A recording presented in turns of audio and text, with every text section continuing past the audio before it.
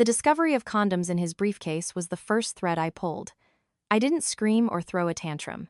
Instead, I quietly took a hypodermic needle and injected acid into each one. That evening, a call from the emergency room informed me that my husband, Mark, and my sister-in-law, Chloe, were both in critical condition, requiring surgical removal of their reproductive organs. My brother-in-law, David, collapsed when he heard the news. For 5 years, I was the wife everyone praised, Eleanor, the perfect homemaker. The house was always pristine, dinner always hot. From Mark's socks to his neckties, I organized everything with meticulous care. I had given up a promising career as a chemical engineer, graduating with honors, to become the steadfast support system for my husband, allowing him to focus on his ascent to CEO. My mother-in-law, Carol, would sing my praises every time she visited. "You're truly one of a kind, Eleanor. Mark must have done something right in a past life to deserve you." I would just smile, a smile so practiced I no longer knew if it was real. That afternoon, Mark returned unexpectedly from another business trip. He walked in with his usual air of exhaustion, tossed his expensive leather briefcase onto the sofa, and headed straight for the shower. "I'm a bit tired, Ellie. Just something light to eat, please. I have to review some contracts after my shower." His voice was flat, devoid of emotion, as if speaking to a long-serving housekeeper who knew her duties by heart. I was used to it. For 5 years, our dinner conversations had dwindled, replaced by the clinking of silverware and a suffocating silence. He said the pressure of work was immense, and I chose to believe him. I picked up his briefcase, intending to take out the documents and arrange them on his desk, a habit ingrained in me. But today, something was different. The zipper on a small side pocket was slightly ajar. Through the gap, a flash of sweet, strawberry pink caught my eye, a color completely out of place in the gray and black world of his work life. My heart stuttered. My hand trembled as I slowly pulled the zipper open. Inside, a square box of condoms lay neatly packed. The box was a soft pink, adorned with an image of a luscious strawberry, and the words "Strawberry Passion" printed in a suggestive font. I lifted the box, a chill running down my spine. We hadn't been intimate in over 3 months. Every time I tried to get close, he would push me away, citing fatigue or stress. Yet, here was this in his briefcase. Not the standard kind we used to use, but a flavored variety. My mind flooded with images: his frequent, sudden business trips, the hushed phone calls he took on the balcony, the way he'd flinch if I accidentally touched his phone, the faint scent of a strange woman's perfume on his shirts, which he'd explained away as a colleague's at a dinner party. Everything suddenly clicked into place with brutal clarity. I had been lying to myself for too long. I had desperately tried to believe in the fidelity of the man for whom I had sacrificed my youth. Silently, I placed the box of condoms back in the briefcase, zipping it up carefully. I walked into the kitchen, my hands moving with practiced ease to prepare the roast chicken he loved. The skin was crisp, the meat tender, the vegetables perfectly roasted, as flawless as the facade of happiness I had painstakingly built for 5 years. But inside me, something had shattered. It wasn't loud, theatrical jealousy or writhing agony, but a cold, terrifying emptiness. That evening, I sat across from him, smiling gently and serving him food. "Eat up. You need to get your strength back," I said, my voice as sweet as the strawberry on the box. He didn't notice that the flame of resignation in my eyes had finally gone out. Once Mark was settled at his desk with his dinner, I said softly, "The bathroom sink is draining a little slow. I'm going to check the pipes." He just nodded, his eyes glued to his laptop screen. It was the perfect excuse. I went to the small utility closet next to the bathroom, a space cluttered with tools and cleaning supplies. My eyes landed on an opaque white plastic bottle tucked in a corner. The label showed a clogged pipe being cleared, with the words "industrial-grade drain cleaner." The main ingredient, sulfuric acid. I picked up the bottle, feeling its weight in my palm. I had bought it months ago for a stubborn clog in the kitchen sink. Just a small capful was enough to corrode through anything. A crazy but startlingly clear thought ignited in my mind. I didn't cry. I didn't scream. I felt a terrifying calm. I was a chemical engineer. I understood better than anyone. the destructive power of the viscous liquid inside this bottle. It could eat through metal, let alone human flesh. I returned to the bedroom, where Mark had left his briefcase on the bed. The sound of the shower told me he had begun his long, meticulous bathing ritual, giving me more than enough time. I gently opened the briefcase and took out the box of strawberry condoms, 12 individually wrapped packets. I went to our first aid kit and took out the smallest syringe, the kind used for insulin injections. Then, I went back to the utility closet and locked the door. Under the dim yellow light, I pulled on a pair of thick rubber gloves, the kind I used for scrubbing the bathrooms. I drew a small amount of sulfuric acid from the bottle into the syringe. My movements were precise, steady, as if I were performing an experiment in my old lab. Just enough acid, not so much that it would eat through the foil wrapper, but not so little that it would be ineffective. I returned to the bedroom, my breathing even.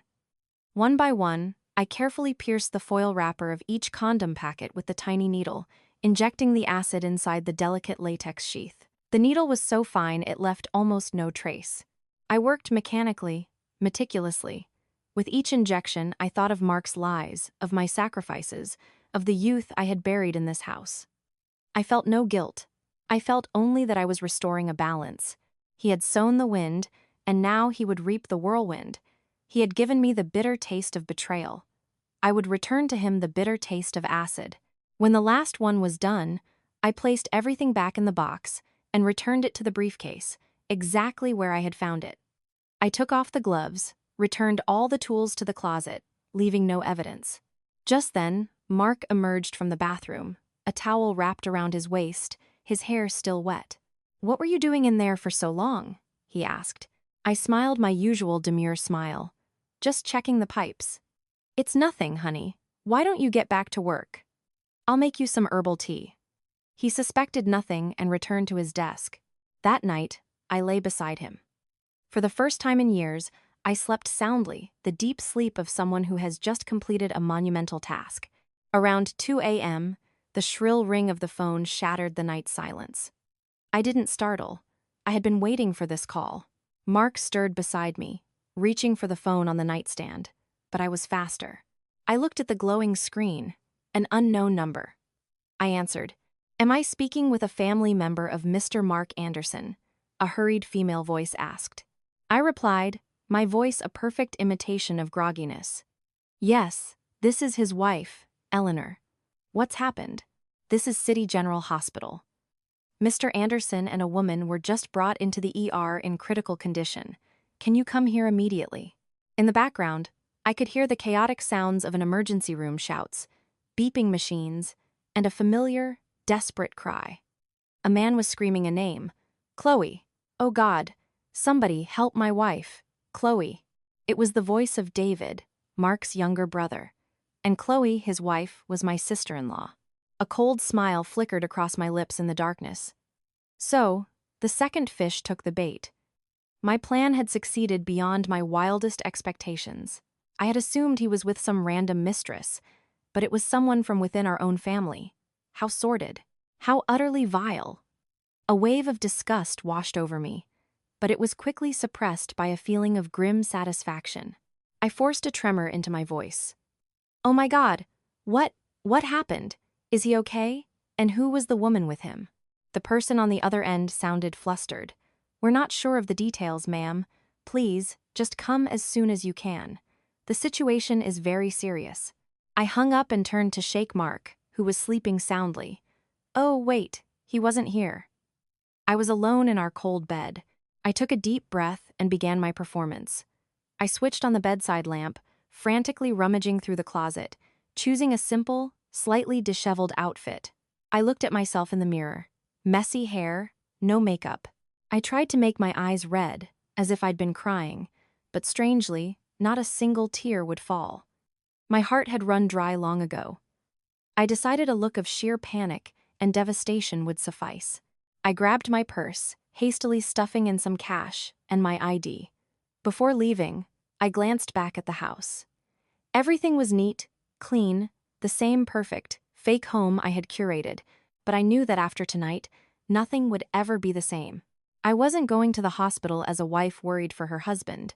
I was going as an audience member, to watch the final act of a tragedy I had directed. Hell wasn't a place I was going to. It was the place I had just sent them. The acrid smell of antiseptic hit me the moment I pushed through the emergency room doors. The scene was pure chaos. Doctors and nurses rushed back and forth. The squeak of gurney wheels echoed on the cold linoleum floor. And at the center of it all was David, my brother-in-law. He was slumped on the floor, his back against the sterile white wall. His white dress shirt was stained with patches of fresh blood, his eyes red-rimmed and wild with horror. He was muttering his wife's name over and over. Chloe, Chloe. Seeing me, he scrambled to his feet like a wounded animal and grabbed my shoulders, shaking me violently. Eleanor, what happened? Why was Mark with Chloe? What were they doing in that hotel? The doctor said. David couldn't finish his sentence. He broke down into racking sobs, collapsing against my shoulder. The stench of alcohol and blood coming off him was nauseating. I gently patted his trembling back, feeling not a shred of pity. Just then, an older doctor, likely the department head, emerged from surgery, his face grave. He looked at David and me. Who is the family of Mark Anderson and Chloe Anderson? I stepped forward, trying to keep my voice from shaking. I'm Mark's wife. This is Chloe's husband. The doctor nodded, handing me a clipboard with some forms. The condition of both patients is extremely severe. They've suffered 4th-degree chemical burns, causing deep tissue necrosis in the genital region. We need to perform immediate surgery to remove the dead tissue to save their lives. Without it, the risk of massive infection and septic shock is almost certain. We need the family's consent. Hearing the words remove, David nearly collapsed again. No, he wailed. You can't. Save my wife. You have to save her. 2 nurses had to rush over to restrain him. I, on the other hand, calmly took the clipboard and pen from the doctor. I scanned the lines of complex medical jargon, my eyes focusing only on the final sentence. I consent to the surgery and accept all associated risks. Without a moment's hesitation, I signed my name, Eleanor Vance, on both forms, one for my husband and one for my sister-in-law. After handing the forms back, I walked over to the gurney where Mark lay unconscious, being prepped for the operating room. His face was pale and contorted in pain, even in his stupor. A white sheet was draped over him, but I could imagine the horrific devastation beneath it. I leaned down, my lips close to his ear, and whispered words only he might hear if he had any consciousness left. Was the strawberry sweet, darling? I've always told you, too many sweets will give you cavities. I just never imagined the rot would go all the way to the root. I don't know if he heard me, but I saw his eyelid flicker. That was enough. I stood up and turned to walk away. Just then, my mother-in-law, Carol, came rushing in, breathless. Seeing me, she stormed over and, without a single question, slapped me hard across the face. You! This is all your fault. What did you do to my son? My performance was just beginning. The force of Carol's slap sent a searing pain across my cheek. The sharp crack echoed in the already chaotic hospital corridor. Every head turned in our direction. David, still struggling with the nurses, froze. My mother-in-law was panting, her eyes blazing with a fury that could have incinerated me. She had always treated Mark as her prized possession, the sole source of her pride. Now that her treasure lay broken and awaiting surgery, her rage naturally rained down upon me. I didn't dodge or fight back. I let myself stumble backward, one hand clutching my reddening cheek, and then I cried. The tears I had suppressed since the phone call now flowed freely, hot and bitter. I played the part of a wife, heartbroken by her husband's tragedy, only to be misunderstood and cruelly attacked by her mother-in-law. Carol, why would you hit me? My voice broke with sobs. What did I do wrong? I'm in pain, too. Mark is my husband. Carol gritted her teeth. Still playing the innocent victim? Ever since you married into this family, has he had a moment's peace? You're a curse. You've brought this ruin upon my son. I shook my head violently, tears streaming down my face. It wasn't me. I was home all night. How could I have hurt him? I just found out and rushed here. You have to believe me. Seeing my pathetic display, a few bystanders began to whisper amongst themselves. casting reproachful glances at Carol. An older woman sitting nearby spoke up. "That's a bit much. Her husband's in danger, and you're hitting her? She's suffering, too." Carol faltered, perhaps realizing she had acted too rashly, but her anger hadn't subsided. She pointed a finger at my face. "Then you tell me, why is he in this condition?" This was the moment I had been waiting for. I wiped my tears away, looking directly at her, then glanced at David, who stood stunned. I lowered my voice, just enough for the three of us to hear, my tone filled with pain and insinuation. I don't know, Carol. The hospital just called and said Mark was in an accident with a woman. It was only when I got here that I found out that the woman with him was Chloe. The name Chloe was uttered softly, but it landed with the force of a wrecking ball. The color drained from Carol's face. She stared at David, then back at me, her lips moving without a sound. David, hearing his wife's name in this context, crumpled again, burying his head in his hands and moaning. I added more fuel to the fire, my voice a mask of naive confusion. "I don't understand why Mark and Chloe would be in a hotel room together in the middle of the night. What on earth happened? Maybe there was something wrong with the product they used. I hear there are a lot of faulty products on the market these days." I had deftly planted a theory in their minds. A tragic accident, a defective product. It was a far more plausible explanation than the quiet, devoted wife committing such a heinous act. My mother-in-law's attention immediately shifted. The hatred in her eyes was replaced by confusion, panic, and shame. She began to mutter, "Oh God, Chloe. That boy, Mark. What have they done?" I knew my first move had been a success. I had transformed myself from prime suspect to pitiable victim, a wife betrayed by both her husband and her sister-in-law. Meanwhile, the ball of suspicion and blame had been perfectly passed. The sting on my cheek remained, but a cold, satisfying feeling was spreading through my heart. While the operating room light was still on, 2 police detectives arrived. One was older, more experienced, Detective Miller. The other was younger, Detective Sanchez. They escorted us to a small, private room to take our initial statements. The air was thick with tension. Detective Miller looked at me with a professional, somber expression. "Ma'am, we're very sorry for what's happened. Can you tell us if your husband exhibited any unusual behavior before this incident?" I sat up straight, my hands clasped in my lap, my eyes still swollen. I recounted the evening's events flawlessly. My husband coming home from a business trip, seeming tired, taking a shower, my preparing dinner, and me going to bed early. Every detail was the truth. I just omitted the most crucial part.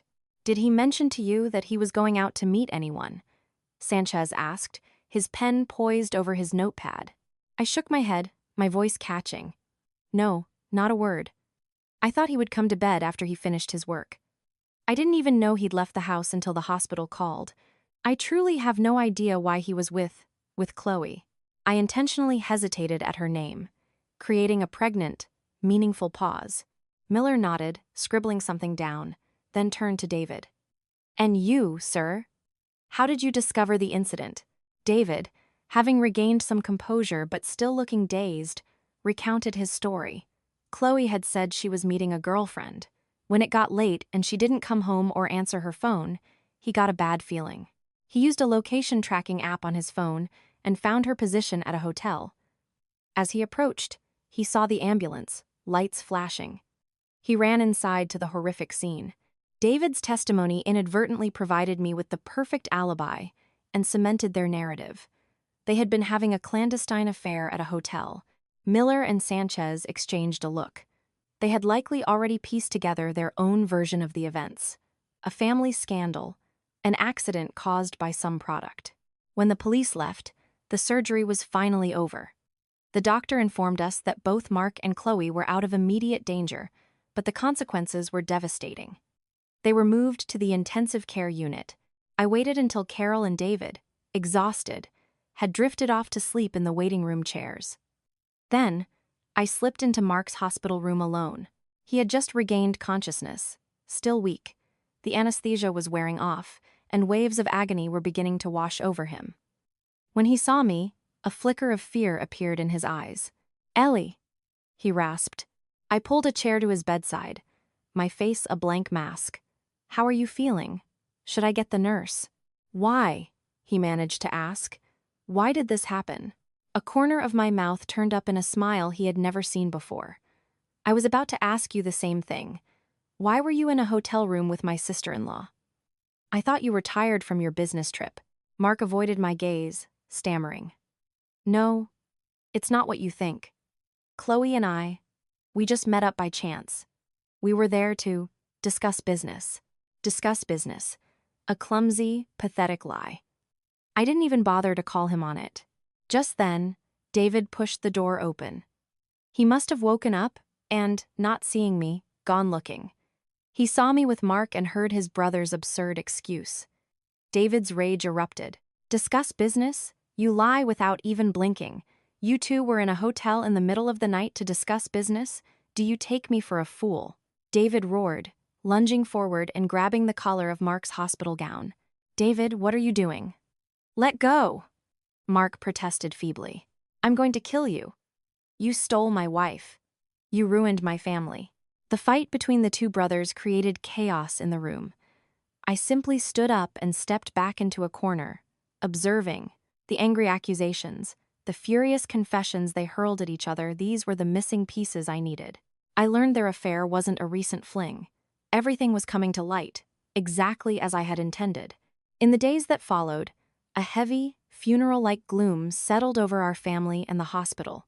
Carol, after the initial shock, had accepted the reality that her two sons had caused a monumental scandal.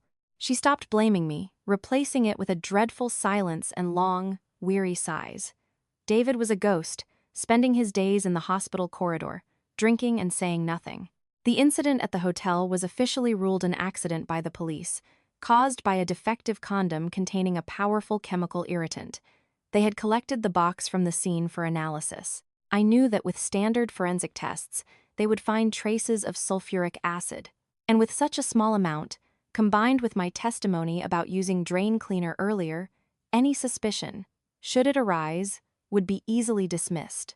The case would soon be closed. But I couldn't stop there. Punishing Mark and Chloe physically was only the beginning. I wanted to expose the entirety of his deceit, to reclaim everything that was rightfully mine. I knew I couldn't do it alone. I needed evidence irrefutable, hard evidence. I thought of Jake, a friend from college.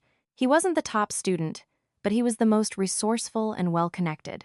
While the rest of us pursued careers in engineering and research, Jake started his own private investigation firm. We used to tease him about watching too many movies, but now, he was exactly the person I needed. I got his number from a mutual friend and arranged to meet him at a discreet coffee shop. Jake had changed. He was more mature, calmer. He looked at me, surprised but not prying. Ellie, it's been a long time. You haven't aged a day. I gave a bitter smile. That's just the outside, Jake. The inside is rotten. I didn't beat around the bush. I told him the entire story, from finding the condoms to the tragedy at the hospital, carefully omitting my own role in it. Jake listened intently, never interrupting. When I finished, he asked a single question. What do you want me to do? I want you to dig up everything on Mark, I said, my voice firm. His relationships, his finances, his work, every single detail, no matter how small. I want to know who he really is. Jake nodded. Okay, it's doable, but it won't be cheap. Money is not an issue. I placed a thick stack of cash on the table. This is a retainer. Get to work. I'll pay you well for results. After meeting with Jake, I began my own investigation. I checked our joint bank accounts. The daily expenditures were normal, but as I reviewed older statements, I discovered large, regular monthly withdrawals categorized as investments. Mark had told me they were for stocks and real estate ventures with friends. I had believed him unconditionally. Looking at it now, I felt like a fool. As I was drowning in a sea of bank statements, an unknown number called. I answered, and a shrill, angry woman's voice screamed into the phone. Is this Eleanor? You vicious bitch! What did you do to my daughter? I immediately recognized the voice of Chloe's mother. She must have just arrived from out of town and heard the story. I didn't get angry. I responded calmly. Ma'am, I think you're mistaken. Chloe is my sister-in-law. Why would I ever harm her? Still denying it? Who else could it be? You were jealous, so you pulled this disgusting stunt. I let out a cold laugh. Ma'am, perhaps you should be asking your daughter why she was in a hotel room with her husband's brother. As for the incident, the police have already ruled it an accident. You should take care of your health and not cause a scene at the hospital. And while you're at it, you should ask my mother-in-law how she raised her sons. I hear Mark even has a slush fund worth millions. Probably for his women. I hung up. I knew my words would ignite a war between the two mothers. Let them tear each other apart. I had more important things to do. Jake worked with astonishing efficiency. A week later, he sent me his first report. I met him at a quiet tea house. He handed me a thick manila envelope. Preliminary findings. There's more to come, but I think this will be enough to shock you for now. I opened the envelope. Inside was a stack of photos and documents. The first photo showed Mark kissing a young, fashionable woman in front of an expensive restaurant. This woman was not Chloe. I read the caption below. Jessica Lane, 28, Chief Financial Officer at Apex Construction, Mark's company. My throat tightened. So it wasn't just Chloe. He was also involved with his own subordinate, the CFO. This wasn't just about sex. It was about work, about money. I flipped through the next photos. Mark taking Jessica shopping for designer brands. Mark leading Jessica into a high-end condominium. Jake had noted the address. The condo was registered in Jessica Lane's name. A gift from Mark. Contempt rose in me. The husband I catered to, the man who constantly complained about the company's financial struggles and the need to be frugal, was using company money to support a mistress, buying her homes and cars. Meanwhile, I hesitated over buying a new dress. The resentment felt like a knife twisting in my heart, but the most shocking discovery was in the final pages of documents. Copies of contracts, invoices, and financial records Jake had obtained.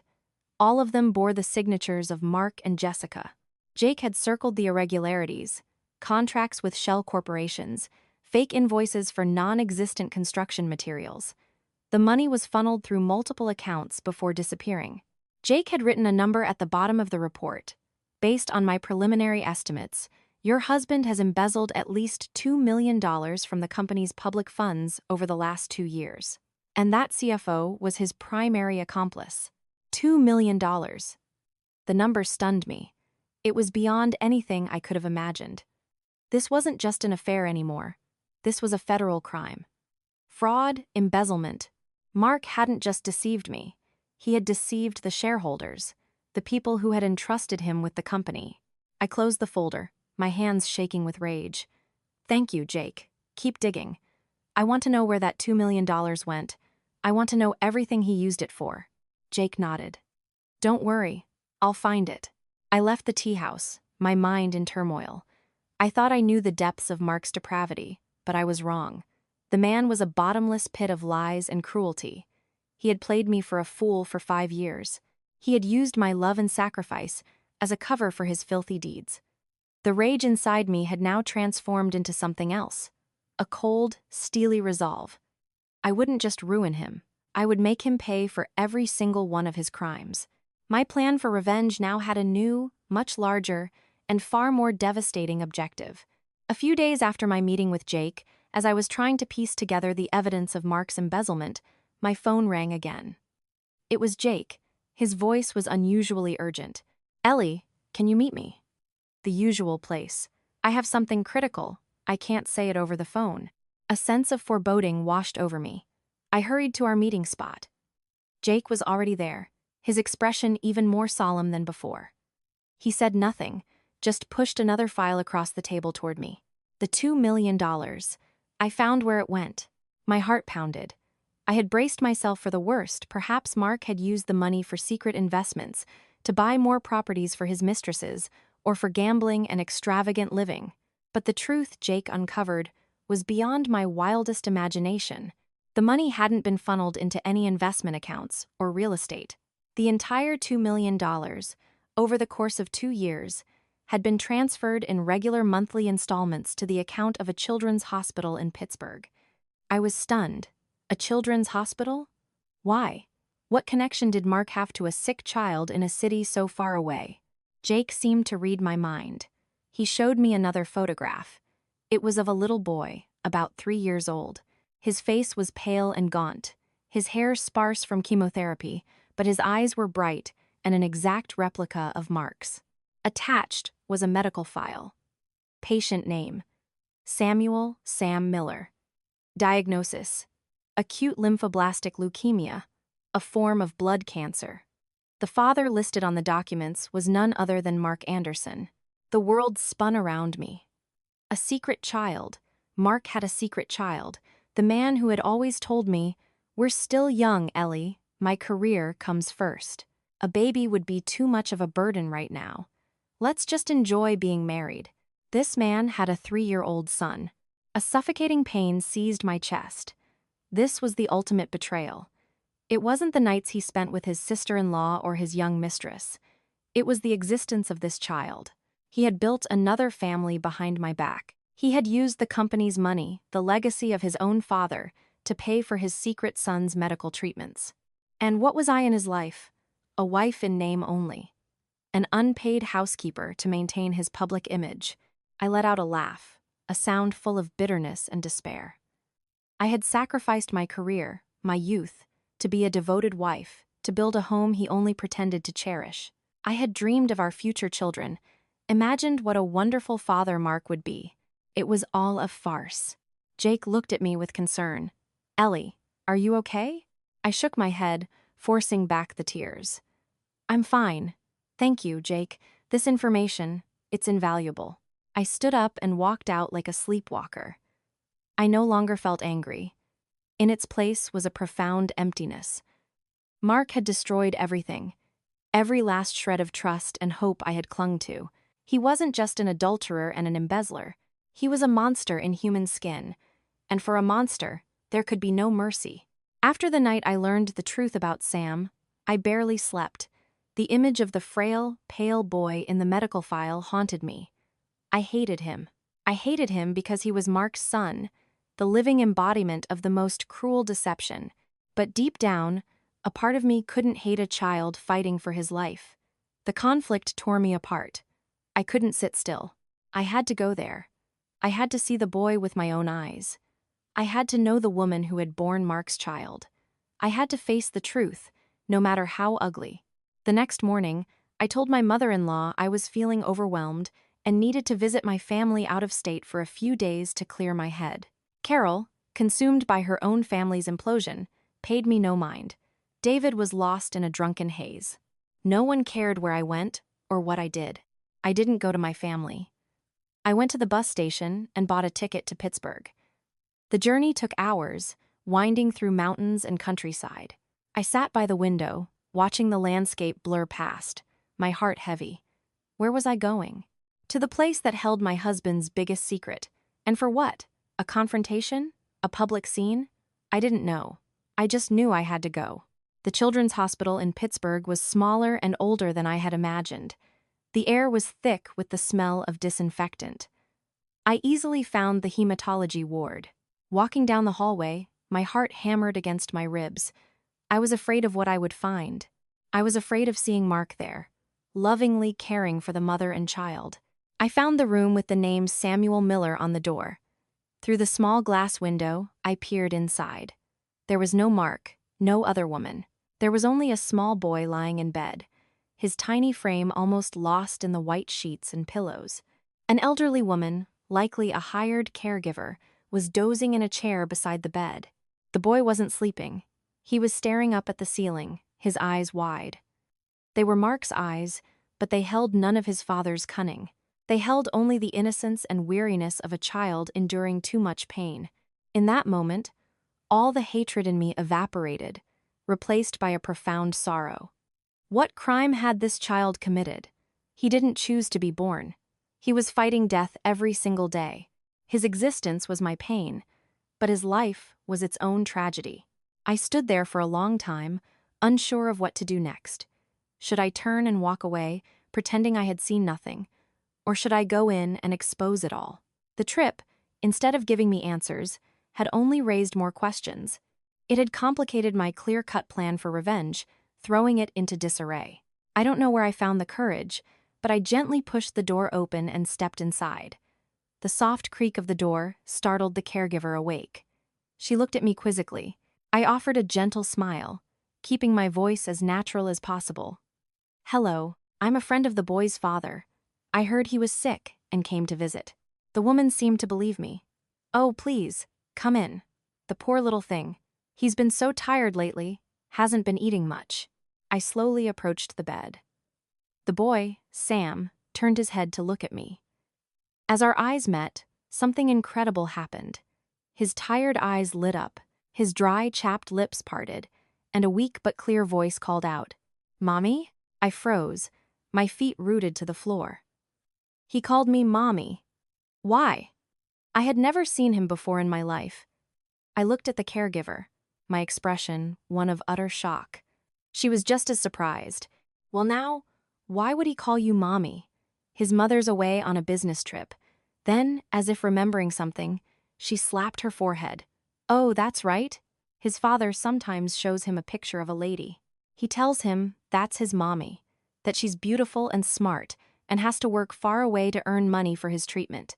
You must be the lady in the picture. You look just like her." It felt like a knife twisting in my heart. Mark. It was always Mark.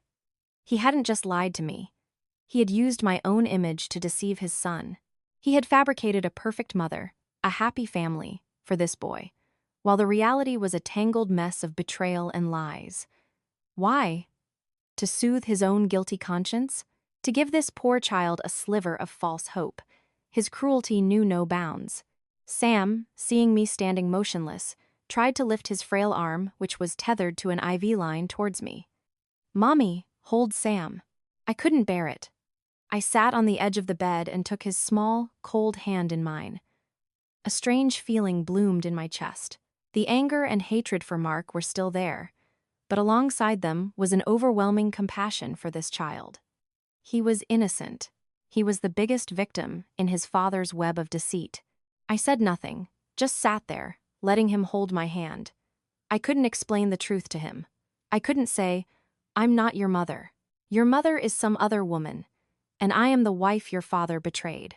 Before I left, I took an envelope from my purse. Inside was $10,000 in cash that I had prepared. I gave it to the caregiver, lying that it was from a charity fund for Sam's case. I didn't want Mark to know I had been there. I didn't want him to think I had gone soft. I left the hospital, my mind heavy with thoughts. The meeting with Sam had changed everything. My plan for revenge was no longer just about blind hatred. I realized that in this war, I had to protect the innocent. And that little boy, though not my son, did not deserve to suffer any more than he already had. Returning to Chicago after the trip to Pittsburgh, I was no longer the submissive wife or the woman consumed by vengeance. I had been transformed. The calmness I projected was no longer a facade.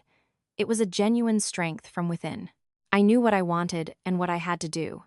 My plan had to be more detailed, more ruthless, and most importantly, legal. The first person I thought of was Leo.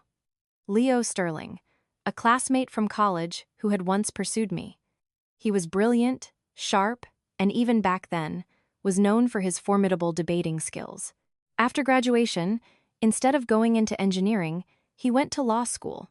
Now, he was a partner at a prestigious law firm, specializing in divorce, asset disputes, and white-collar crime. No one was better suited to help me. I met Leo at his office. Seeing me, he couldn't hide his surprise. He was still the same, with his warm eyes and kind smile. "Ellie! It's been too long. Come in. Sit down. What's going on that brings you to a lawyer's office?" I didn't waste time. I placed a file on his desk containing the evidence of Mark's affairs with Chloe and Jessica.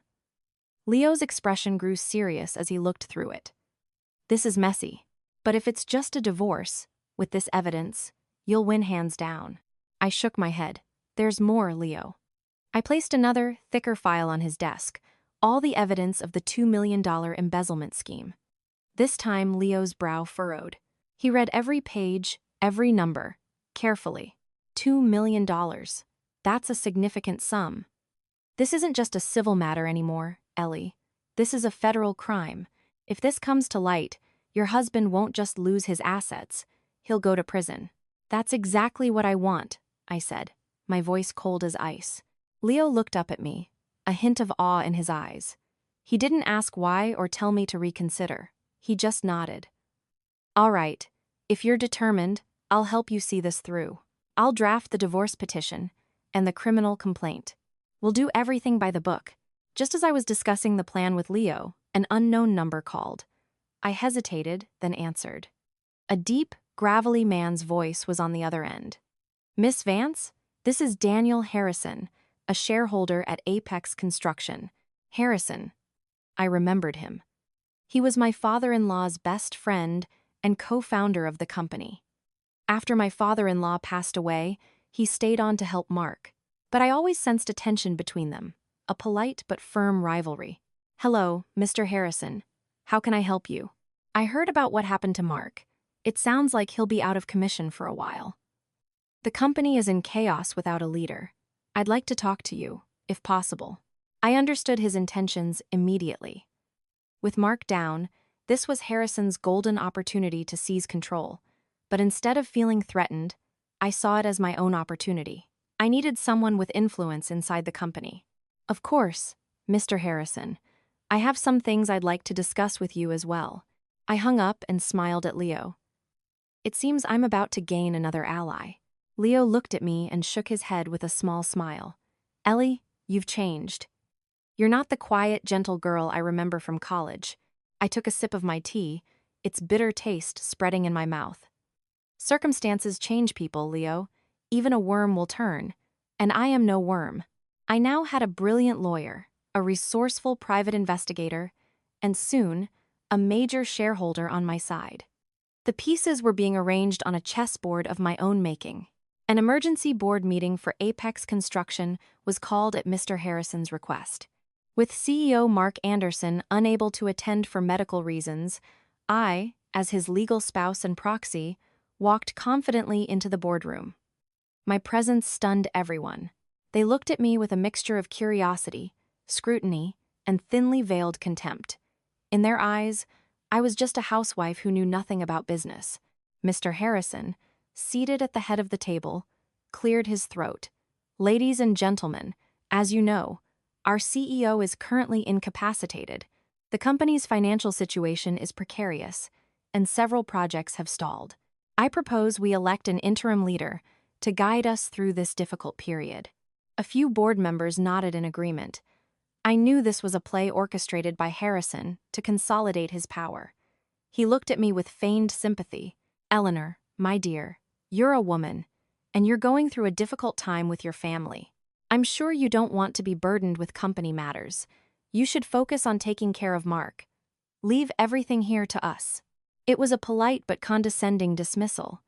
But I was not the Eleanor of yesterday. I smiled softly, a smile that made Harrison pause. Thank you for your concern, Mr. Harrison, and all the board members. My husband's condition is a great worry, but Apex Construction was my father-in-law's life's work. I cannot let it collapse. My voice was calm but firm. I placed a folder on the table. I may be just a woman, but before I married Mark, I was a chemical engineer. My specialization was in polymer-based construction materials, and there's something else you all might not know. The patents for the high-performance waterproofing sealants and thermal insulating paints are company's flagship products that have generated the most profit for the past 3 years are all registered under my name. The room fell silent. All eyes turned to the folder on the table. The color drained from Harrison's face. He could never have anticipated this trump card. Years ago, Mark himself had convinced me to put the patents in my name. He had said it was a strategy for tax purposes and to protect our intellectual property. He thought that I, the domestic wife, would never pay attention or think to use them. He was wrong. I continued, my voice clear and deliberate. These patents are my personal assets. Legally, if I were to withdraw them, the entire production line for Apex's core products would have to shut down immediately. The company would face bankruptcy. I don't want that to happen. But I also cannot allow the company to fall into the hands of someone who would exploit a crisis for personal gain. My gaze met Harrison's directly. He paled, stammering. What? What are you implying? My implication is very clear. I stood up, calmly surveying the room. For the time being, I will assume Mark's responsibilities as acting CEO. I will work with all of you to rebuild Apex. Mr. Harrison, you have a wealth of experience, and I hope I can count on your cooperation. Let's work together to remove the parasites eating this company from the inside, instead of fighting amongst ourselves. My offer was both a threat and an olive branch. I wasn't ousting Harrison. I was inviting him to collaborate. I was giving him a way out, a chance to share power. Harrison was a smart man.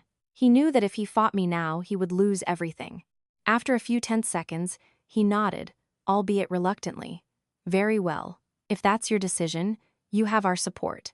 The boardroom coup was successful without a single shot fired. I walked out with a completely new status. From a betrayed wife, I had become the person holding the fate of an entire company in my hands. This was only the beginning.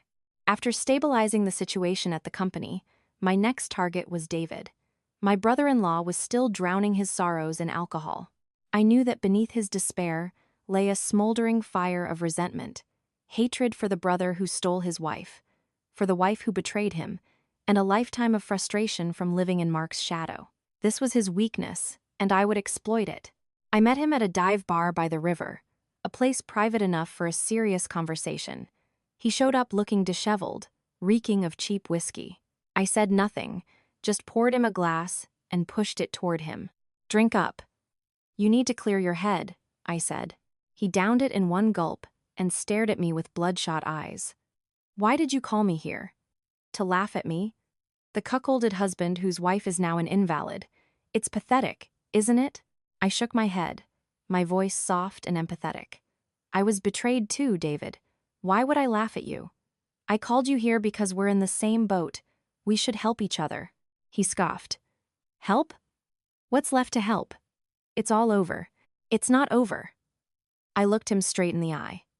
Have you ever wondered why, between the two of you, Mark got everything, and you got nothing? He has the company, the money. You're just a department manager with a mortgage you can barely afford. Does that seem fair to you? My words were like needles, piercing his deepest insecurities. His face tightened. It was true. Since childhood, Mark had always been the favored one, the smarter one, the one their parents trusted. David had always lived with a sense of inadequacy and jealousy. I poured him another drink. That CEO chair should have been partly yours. This company was your father's legacy, not just Mark's. But he took it all for himself, used company money to fund his affairs, to do God knows what else behind our backs. Are you going to just let that stand? So what can I do? David growled. He's crippled now, but he's not out, and Mom will always protect him. He will be out, I said with certainty. I am going to make sure he loses everything. But I need your help. Helping me is helping yourself. It's about taking back what's rightfully yours. When this is all over, the position of vice president and 20% of the company's shares will be yours. What do you say? A flicker of light appeared in David's eyes. Greed and vengeance were overriding his grief. He looked at me, skeptical. Are you serious? I have no reason to lie to you. Our common enemy is Mark. Do you want revenge? David's hand tightened around his glass, his knuckles turning white. Finally, he gave a decisive nod. What do I have to do? I smiled. The fish had taken the bait. For now, just keep playing the part of the broken, grieving husband. I'll have a job for you when the time is right. In the following days, I continued to visit Mark in the hospital.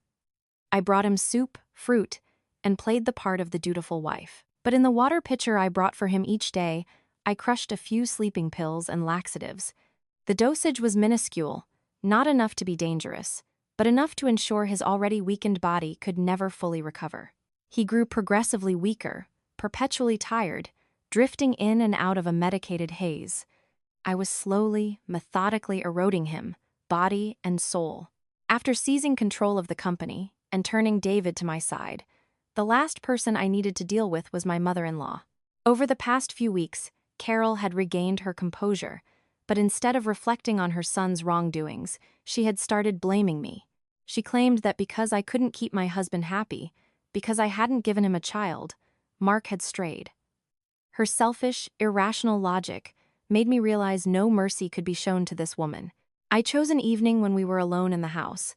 I brewed a pot of fragrant jasmine tea and set a cup before her. "Carol, I need to talk to you." She sipped her tea, not even looking at me. "If you have something to say, say it." "How long have you known about Mark and Chloe?" I asked directly. Carol flinched, the teacup rattling in her saucer. She denied it instantly. "What nonsense are you talking about? If I had known, I would have stopped it." "Really?" I gave a humorless smile and pulled out my phone. I played a recording. It was a conversation between Mark and Chloe that Jake's team had captured at a cafe weeks before the incident. Chloe's whining voice was clear. "Your mother knows about us. She yelled at me the other day, told me to know my place and not to jeopardize your career." The voices of Mark and Chloe echoed in the quiet room. The blood drained from Carol's face. She could no longer deny it. "So you knew all along." My voice turned to ice. "You knew your son was having an affair with his own brother's wife, yet you said nothing. You covered for them. You thought I was a fool, a placeholder in this family, didn't you? You were afraid of a scandal, afraid it would tarnish your golden boy's reputation, so you ignored my pain. You ignored David's impending heartbreak. Do you have any idea how cruel you are?" Carol trembled, pointing a finger at me. You had my son followed. You venomous snake." "My venom is nothing compared to yours," I replied calmly. "But that's not all. I have another secret, one I think you'll be very interested to know." I pulled out another file and pushed it toward her. "Take a look. This is your grandson." Her hands shaking, Carol picked up the documents. She stared at the photo of Sam, then read the medical file that clearly listed the father as Mark Anderson. Her eyes widened in disbelief, her breathing grew ragged. What is this? Mark has a son?" "Yes, a 3-year-old grandson who has leukemia. Mark embezzled $2 million from the company to pay for his treatment. Are you proud of your precious son now? Cheating on his wife, stealing from his own company, hiding a secret child. Are you proud of him?" The shock was too much for her. Carol clutched her chest and collapsed back onto the sofa, gasping for air. The existence of an illegitimate, sick grandchild had completely shattered her pride and self-righteousness. I stepped closer, leaning down to look into her vacant eyes. "You now have 2 choices. 1, you do exactly as I say. I will ensure you live out your old age in comfort, and I might even let you meet this grandchild. Or 2, you can continue to oppose me. If you do, both of your sons will go to prison, this family will be destroyed, and your only grandson will die without the money for his treatment. Choose."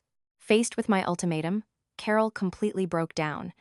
She began to sob, tears of helplessness and fear. I knew, from that moment on, this once powerful woman was completely in my control.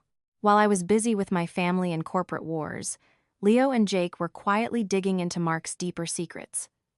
One evening, Leo called me, his voice grave. "Ellie, can you and Jake come to my office right now? Something huge has come up." I felt a chill. I rushed to Leo's office. Jake was already there. Both of them looked tense. Leo's desk was covered in old yellowed documents. "What is it, Leo?" I asked. Leo pointed to an old workplace accident report.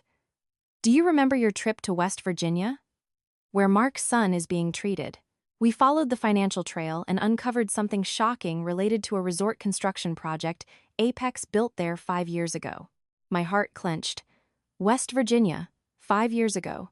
That was the exact time and place my father, Arthur, had his accident and died. Jake continued. "According to the official report, there was a major scaffolding collapse at that construction site 5 years ago. 5 workers were killed.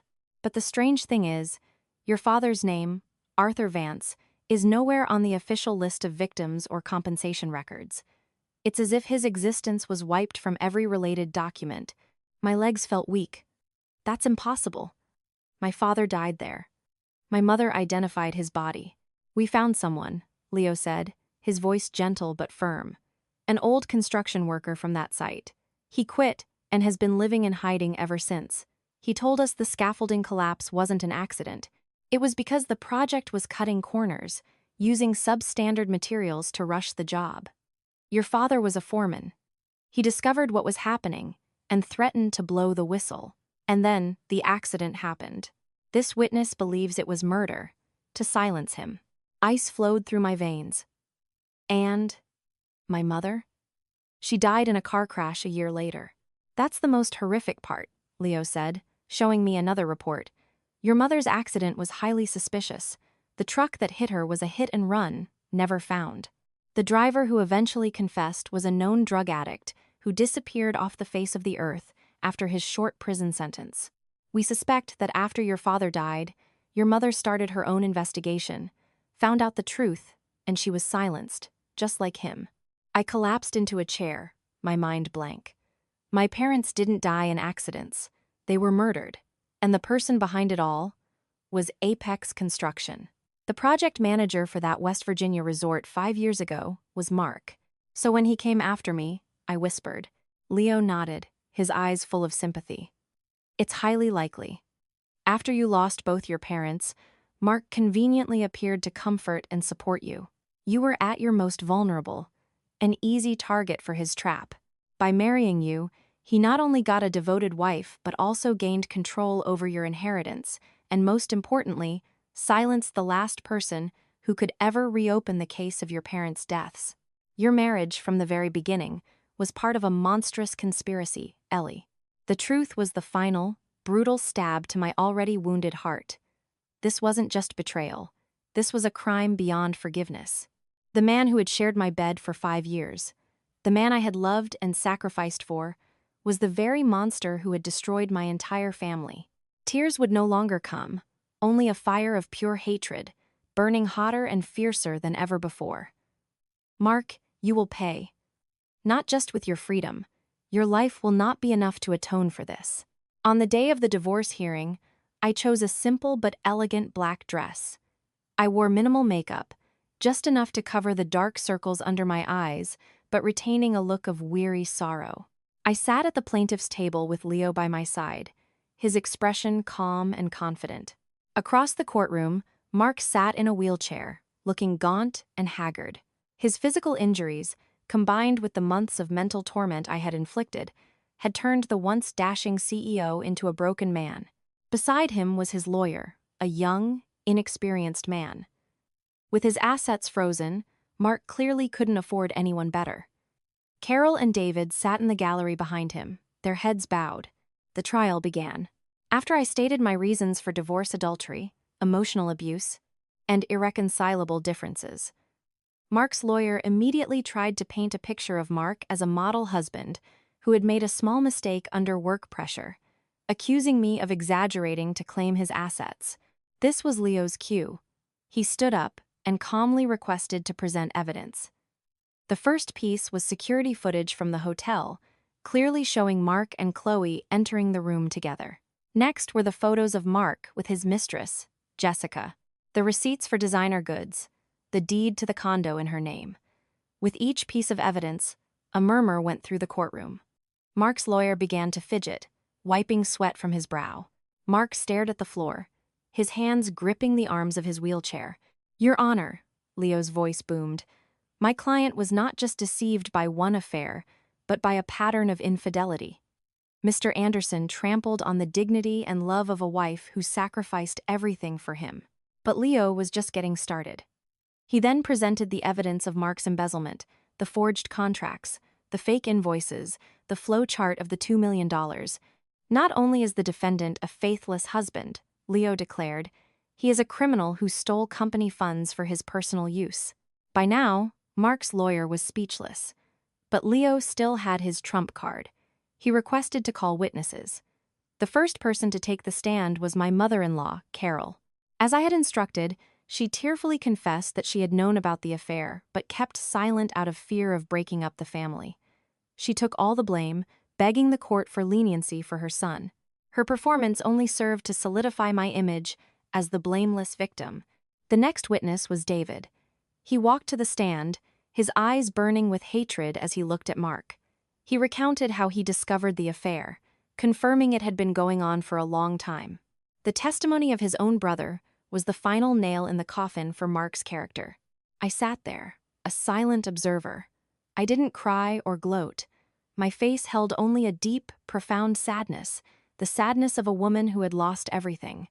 I was playing my final role, the perfect victim. And so far, everything was going according to my script. While the courtroom was still reeling from David's testimony, Leo stood one last time. "Your Honor, I request permission to present one final piece of evidence. What we have discussed so far is merely the tip of the iceberg. The defendant's greatest crime is not adultery or embezzlement. It is a crime that involves human lives." The entire room fell silent. Even the judge leaned forward. Mark, who had been staring at the floor, snapped his head up, his eyes wild with panic. Leo didn't give him a chance to react. He presented a thick dossier, his voice ringing out, each word a hammer blow. 5 years ago, at the resort project in West Virginia, a catastrophic construction accident occurred. But it was no accident. It was a deliberate act of murder to cover up criminal negligence and the use of substandard materials.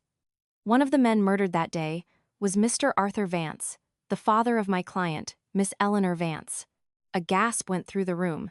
Even though I knew the truth, hearing it declared in open court sent a fresh wave of pain through me. Leo presented the former worker's testimony, the materials analysis, the evidence of a tampered investigation. And the man in charge of that project, the man who signed off on every fraudulent document, was the defendant, Mark Anderson. Leo wasn't finished. 1 year after Mr. Vance's death, his wife, Mrs. Catherine Vance, my client's mother, also died in a suspicious hit-and-run.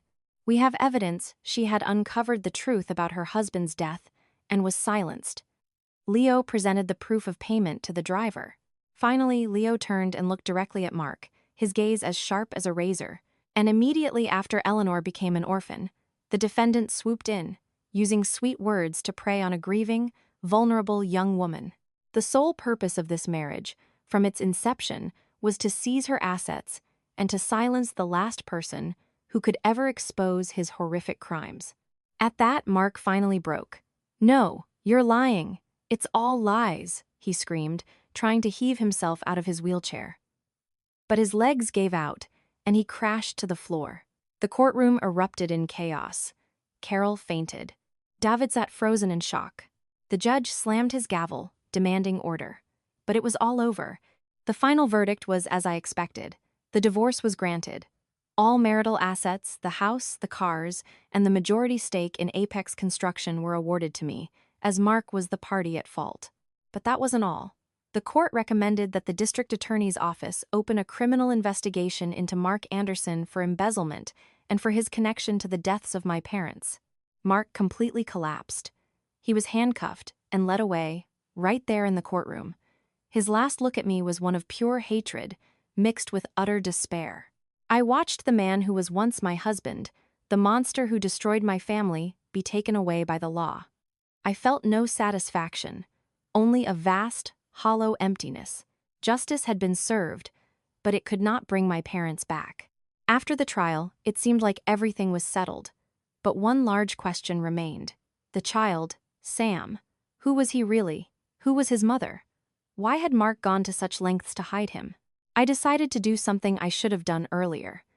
I had secretly taken a sample of Sam's hair during my visit. Now, I took it, along with a sample of my own, for DNA testing. The results came back a week later. My hands trembled as I opened the report. The conclusion left me speechless. Sam and I were related by blood, but not as aunt and nephew. The markers indicated we had the same father. Sam was my half-brother. My mind reeled. My father had been dead for 5 years. How could he have a 3-year-old son? It made no sense. Unless my mother. A wild thought sparked in my mind. My parents had struggled with infertility and used IVF to have me. It was possible they had frozen embryos or my father's sperm for the future. After my father's death, my mother, in her grief, just as I was lost in this chaotic train of thought, my phone rang. An unknown number. I answered. A hoarse, hate-filled voice spoke. "Eleanor." It was Mark. I had no idea how he got a phone. "What do you want?" I asked coldly. "You've won." You've taken everything from me, he snarled, followed by a manic laugh. But you'll never have the most precious thing. I have Sam. If you want him back alive, come to the abandoned warehouse in the old industrial park. Come alone. No police, or all you'll get back is his body. My heart stopped. He had escaped and kidnapped Sam. There was no time to think how. I immediately got in my car and drove, but not before sending a quick text with the address to Leo and Jake. The warehouse was dark and musty. Mark stood in the center, one arm locked around Sam, the other holding a knife to the little boy's throat. Sam was crying, terrified. "Let him go, Mark," I screamed. Mark laughed like a madman. "You want to know the truth about him, Ellie? Fine, I'll tell you. This little bastard isn't my son. He's your brother." Even though I had suspected it, hearing Mark say it was still a shock. "Your mother," he spat, relishing the story. "After your father died, she went crazy. She used his frozen sperm to get pregnant, wanting a son to carry on the family name. But I found out I used the baby in her belly to blackmail her, to keep her quiet about what she was digging up in West Virginia. But she was stubborn, so I had to arrange for her to meet her husband a little sooner than planned. After she died," he continued, "I found the boy. I was going to get rid of him, but then I had a better idea. I raised him, used my stolen money to treat his cancer, and kept him as my final ace. I figured if you ever found out everything, I could use him to bargain for my freedom. I just didn't expect you to move first." So that was it, the full, monstrous truth. My mother had been tormented and blackmailed before she was murdered. "You're a demon," I seethed. "Yes, and today, this demon is dragging your whole family down to hell with him," he shrieked, raising the knife. But in that instant, the warehouse doors burst open. Police swarmed in, led by Leo and Jake. "Drop the weapon," they commanded.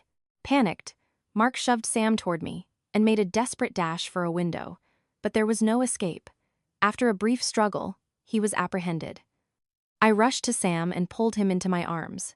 He was shaking, but safe. I held my little brother, the only family I had left in the world. "It's okay, Sam," I whispered, holding him tight. "Big sister is here now. No one will ever hurt you again." 1 year later, the storm had passed. Mark Anderson was sentenced to life in prison without parole for his long list of crimes. Chloe, after her release from the hospital, suffered a complete breakdown and ended up in a long-term rehab facility. David, shattered by the revelations, sold his company shares to me and moved back to his hometown with Chloe, seeking a quiet life away from the wreckage. As for Carol, the shock of losing both her sons and learning the truth caused her to have a stroke. I placed her in a high-quality nursing home, my final act as her daughter-in-law. Apex Construction was now entirely mine. I renamed it A.V. Enterprises for Arthur and Vance. It was not just a memorial, but a promise to rebuild the business on a foundation of integrity. I sold off the corrupt construction division and pivoted the company toward a field I knew best: manufacturing advanced medical equipment. With my existing patents and business acumen, the company began to thrive. But my greatest achievement wasn't my career, it was Sam. After completing the legal process, I became his official guardian. Miraculously, his health improved dramatically. He was in remission and was able to leave the hospital to live a normal life. My house, once cold and silent, was now filled with his laughter. He no longer called me Mommy by mistake, but Ellie, his big sister. Every morning, I take him to school, and every afternoon, I pick him up. We eat dinner together, we read stories. Watching my little brother grow stronger every day has brought me a peace I never thought I'd feel again. On a sunny weekend afternoon, I took Sam to visit our parents' graves. I placed white lilies on the headstones. Sam, looking neat in his Sunday clothes, quietly lit incense and bowed his head. "Mom, Dad, it's me, Ellie," I whispered, my voice thick with emotion but free of tears. "I did it. I got justice for you. And I found Sam. I'll take care of him, I promise. You can rest now."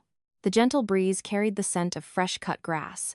Sam quietly took my hand, his clear eyes looking up at me. "Ellie, can we go home now?" I smiled, squeezing his small hand, Yes, little brother. Let's go home. We walked hand in hand down the path, our two shadows stretching long in the setting sun. The past, with all its pain and betrayal, was finally behind me. The future was uncertain, but I knew I was no longer alone. I had been reborn from the ashes, a strong, independent woman, and beside me was Sam, my family, my purpose, and the light guiding me forward.